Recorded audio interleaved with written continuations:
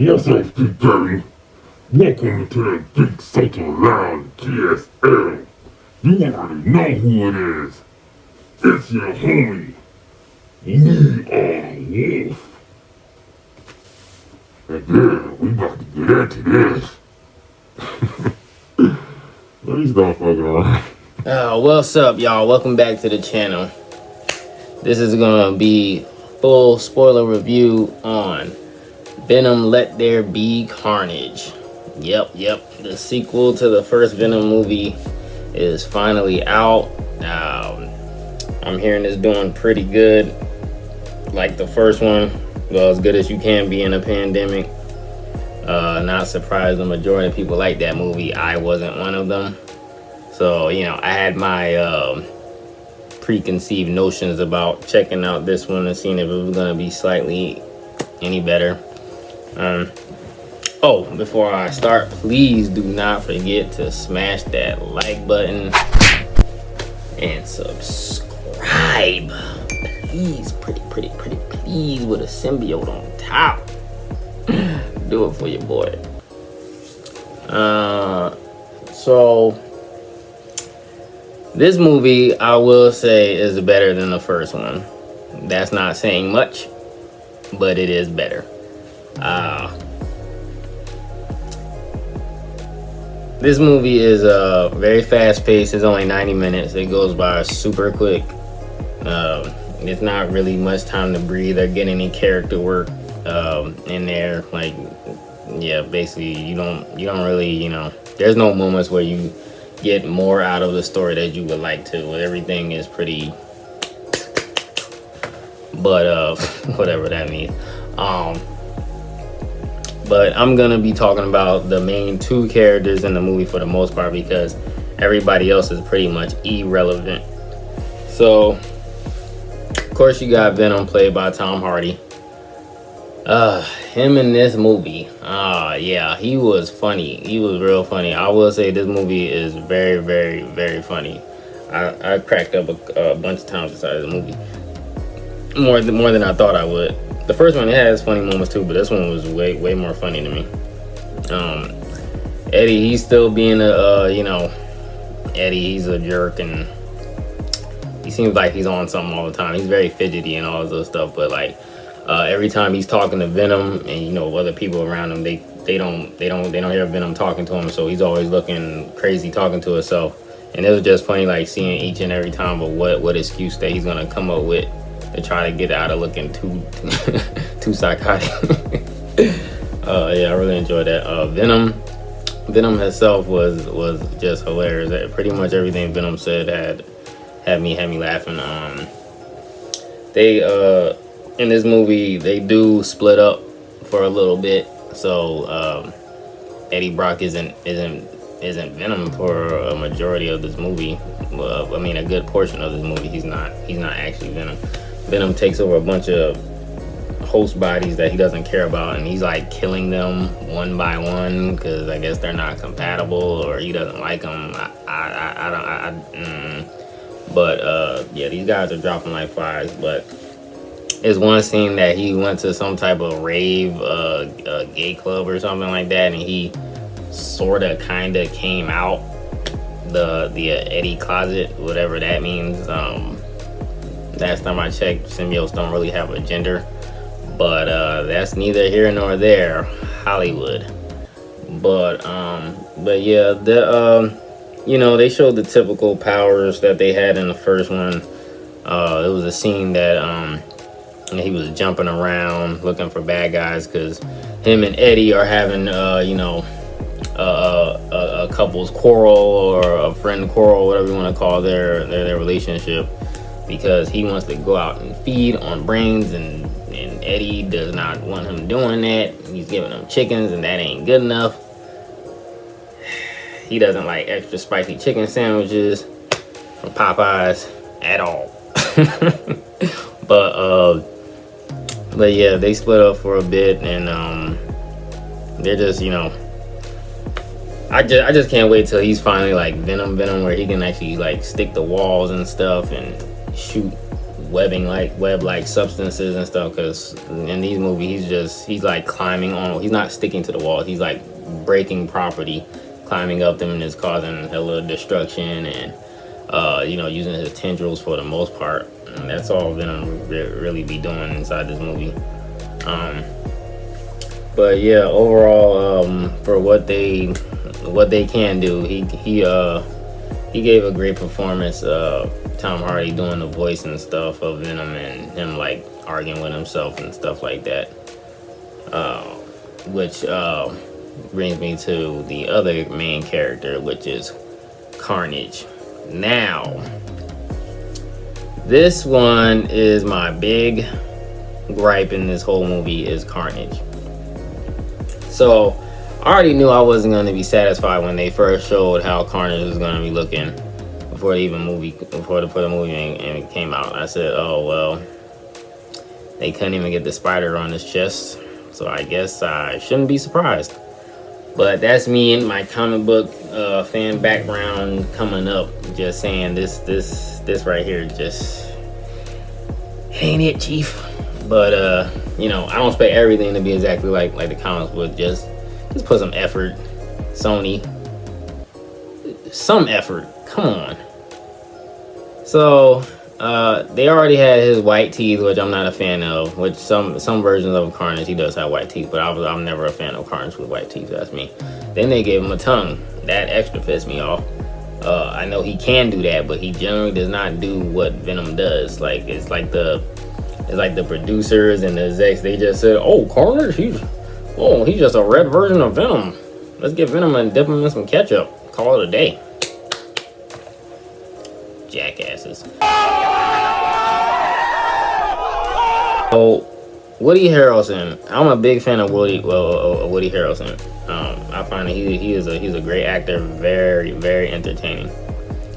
But for some reason, in this movie, it just didn't land as much as I wanted to. Like he had some good moments, some Cletus Cassidy X moments, but overall he really didn't put no usual Woody Harrelson pizzazz on it for some reason. Like I don't know, it came out pretty bland to me for some reason. Back to the way Carnage looked. They made him extra tall for no damn reason. Carnage is always supposed to be smaller than Venom. Always. Yes, he can grow, but he's not supposed to stay that size. He literally stayed that size the entire movie. It pissed me off. So I guess they were like, bigger means stronger, and the audience can't understand anything else besides making already big Venom fight a bigger symbiote. Like the last movie. It was just so damn lazy. But even like besides him looking off to me, like even like his red coloring wasn't even all that red. It was like a fleshy, like intestine type color. Which it was one part in there that looked like it was like some intestines, but it was Carnage's symbiote moving around, and that particular special effect looked really good. But the special effects in the movie is always up and down. One moment you're like, oh wow, that looks really good. Next one is like, well, who did this part? Did y'all hire an ex-worker from Wish? But yeah. Besides all that, he wasn't Cletus to me. He was like some type of, well, I guess he was Sony's version of Cletus, but he wasn't my Cletus. Like Cletus Cassidy is supposed to be joyful when he's killing people. And this movie, it was already PG-13, so you're not gonna see blood or gore like that. I already knew that going in, so my expectations were already low. They did put in effort on trying to be brutal in the movie. Like, they tried, I believe, their best, I guess, with the PG-13 rating. It would be certain parts that Carnage would bite people's heads off and it'll go off screen, or a bunch of explosions, or he's killing the dude and you can't see him actually killing the dude for the camera. stuff like that. But he wasn't like happy and like joyful killing people. Like, you're supposed to be like, this guy is a serious psychopath. Like, somebody needs to take him down. In this movie, he was just kind of just like a jerk. He was just doing stuff just to be doing it. The only real favorite part of mine is a little bit after the prison scene, after he first turns into Carnage and he's making himself into a tornado for some reason. He gets up out of there and then he transforms back into Cletus and he starts singing a song. That's more towards the Cletus that I have in my mind. Just like, he's supposed to be squirrel nuts crazy, but I mean, he came off crazy in this movie, but not as crazy as he should have been, if that makes any sense. But yeah, he and then they made Carnage separate from Cletus. That's not supposed to happen. The difference between them is Eddie Brock and Venom separate, but they have to stay in one body and work together. Carnage is so crazy that he refers to himself as I instead of we, so they're the most merged symbiote that there is on like a molecular level or whatever.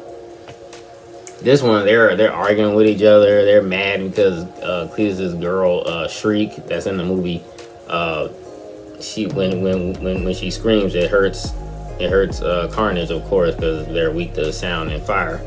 So, but he's like, no, don't you dare hurt my wife.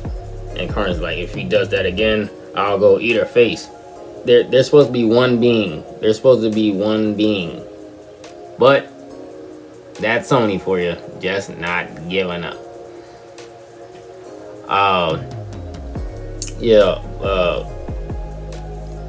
Carnage, he just could have been done way better. But I'll get to this post-credit scene, which might alleviate all these gripes that I'm having with this movie. Yeah, pretty much everybody else that's in the movie is irrelevant. They have Pat Mulligan. For y'all that don't know, Pat Mulligan turns into the toxin symbiote. There is a point in this movie that doesn't make any goddamn sense, because he fights Shriek.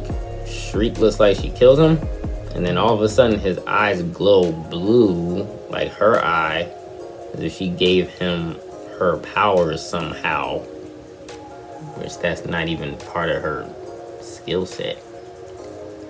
I don't know where they're going with that. I'm pretty sure I'm not going to be impressed with whatever that they come with, but we shall see. Who else is in this movie? They got Venom in here. She's irrelevant. She's in the movie for like 2.5 seconds. Mrs. Chen, protect Mrs. Chen at all costs. Love that lady. She was great in the movie.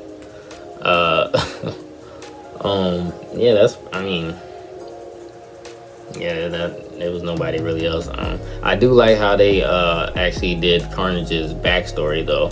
That let the audience know what he's done, like killings in the past with his mother and grandmother and his father and all that. That is straight from the comic books. I appreciated that.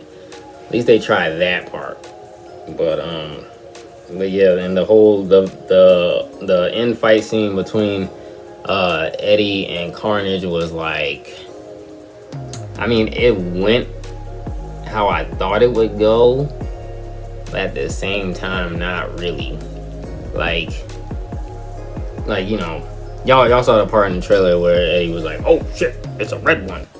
Well, I'm thinking he's referring to it like, you know, it's red ones on the planet that he came from that are stronger. But they didn't really delve into that. It was just like, oh, it's just a red one. They didn't even explain anything past that point. But yeah, him the fight scene was cool. I was just mad that he was just so much bigger than Venom. It made no sense. Like, it would have been way cooler for Venom to be all cocky, thinking that Carnage is not a threat because he's smaller than him, and then he just gets wrecked out of nowhere because Carnage is stronger than Venom. And that would have been like a shock. That would have been way more unique than just the typical, oh, this thing is bigger, so it's gotta be stronger. Like, it's so So lazy. But fast forward that, Eddie ends up defeating Carnage after shenanigans with like a bell and all this other stuff. They fall from the church that they were fighting in, and Venom stops the Carnage symbiote from reattaching to Cletus, and that way Venom just basically bites Cletus's head off, and there's that. That's the end of Cletus Cassidy in this universe. And then he eats the Carnage symbiote, and I'm just like, okay.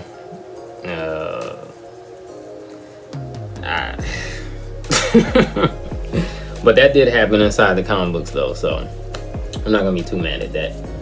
I just wish he would have defeated him in a different way or whatever, but it is what it is. This is a Sony production, so I guess you get what you can take. Now let's get to